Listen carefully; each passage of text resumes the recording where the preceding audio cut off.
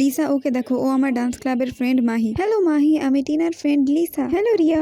জানো মাহি, কলেজের সময় লিসা আমার বেস্ট ফ্রেন্ড ছিল। টিনা এমন কেন বললো? এখন কি আমি আর ওর ফ্রেন্ড না? টিনা, আমি বাথরুম থেকে আসছি। সেও কি ভালোবাসে? টিনা, তুমি কার ব্যাপারে কথা বলছো?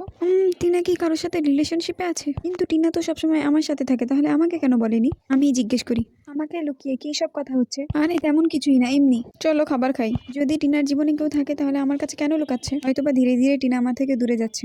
আরে টিনা, আমি তোমার জন্য অপেক্ষা করছিলাম। দেখো আমি কতগুলো শিক কাবাব এনেছি। চলো খাই। আরে না, আমি বাইরে মাহির সাথে খাবার খেয়ে নিয়েছি, তুমি খেয়ে নাও। টিনা, নতুন মুভি বের হয়েছে, আমি 2টা টিকিট কিনেছি, চলো দেখে আসছি। আরে না, এই মুভি আমি আগেই মাহির সাথে দেখে ফেলেছি, একটু সুন্দর না। তাই তুমি তোমার সময় নষ্ট করো না।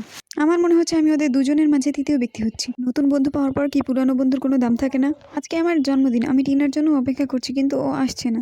ওর কি আমার জন্মদিন মনে নেই? ও এখনো পর্যন্ত আমাকে কোনো মেসেজই করেনি। টিনা এতটা বদলে কিভাবে গেল? প্রিয় দর্শক, পরের পর্ব দেখার জন্য লাইক, সাবস্ক্রাইব করুন এবং কমেন্টে লিখুন নেক্সট পার্ট।